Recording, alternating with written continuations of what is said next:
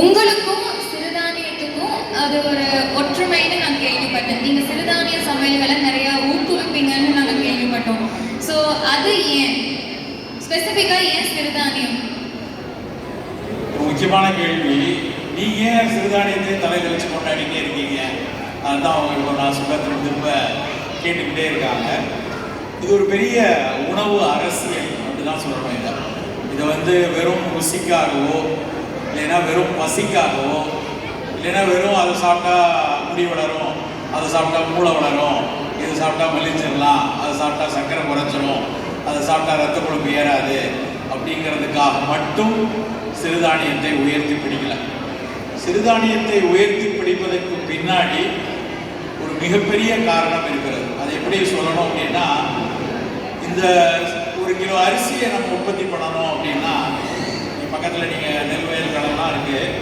1 kilo அரிசி உங்கள் வீட்டுக்கு வரணும்னா கிட்டத்தட்ட 3000 லிட்டர் தண்ணி வேணும். 1 கிலோ அரிசி உற்பத்தி செய்யறதுக்கு 3000 லிட்டர் தண்ணி வேணும். ஆனால் 1 கிலோ சிறுதானியம் உற்பத்தி செய்ய 3-4 லிட்டர் தண்ணி போதும். அதுதான் அடிப்படை காரணம். சிறுதானியத்தை எங்களை போன்றவர்கள் உயர்த்தி பிடிப்பதற்கான ரொம்ப ரொம்ப அடிப்படை காரணம்.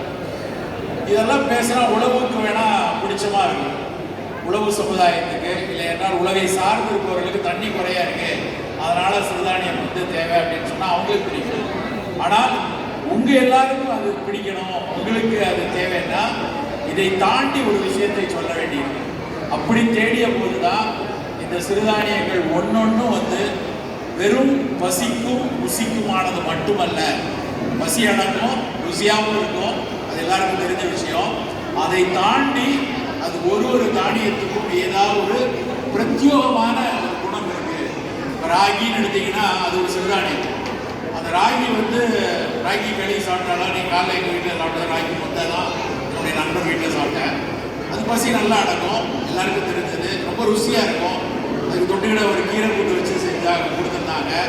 முந்தின நாள் வச்சுருந்த புளிக்குழம்பு கொஞ்சம் வேற அதுக்கு தொட்டு கொடுத்தாங்க. அது மிக ருசியாக இருக்கிற விஷயம். பசியும் எடுக்குது, ருசியும் இருக்கு. ஆனால் அதை தாண்டி ராகி சாப்பிட்டா அது எலும்புக்கு நல்லது. அது அதிகபட்ச கால்சியம் உள்ள ஒரு சிறுதானியம் ராகி தான். அப்புறம் ராகியுடைய கலர், அந்த கலர் செம்மை நிறம் இருக்கு இல்லையா, அந்த செம்மை நிறம் முழுக்க முழுக்க ஃபீனாலிக் காம்பவுண்ட் அப்படின்னு சொல்லுவோம். ஃபீனாலிக்